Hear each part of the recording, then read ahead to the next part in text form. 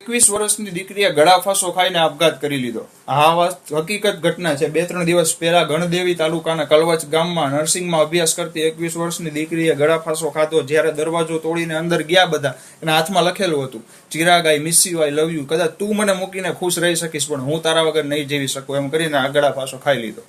હવે એના મા બાપની શું હાલત હશે ભાઈ, એ વિચારો.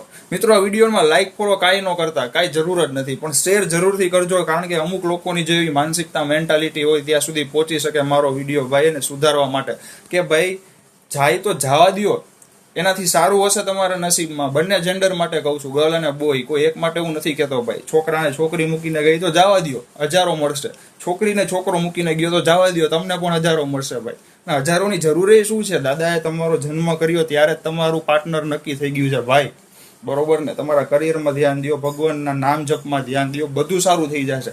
ગઈ કે ગયો તો જવા દો, એનાથી સારું નસીબમાં હશે, એનાથી પણ 100% તમને સમજી શકે એવું વ્યક્તિ, એવું પાત્ર હશે તમારા જિંદગીમાં, ત્યારે એને ભગવાને જવા દીધું એમ માનીને ખુશ રહીને આગળ જીવો યાર. મા બાપનું વિચારો. ખોટું હોવ તો મને કમેન્ટમાં ટોકજો, સાચું હોવ તો પણ કમેન્ટ કરજો. કમેન્ટ બોક્સ ખુલ્લું જ છે ભાઈ. જય માતાજી, હર હર મહાદેવ, જય હનુમાન દાદા.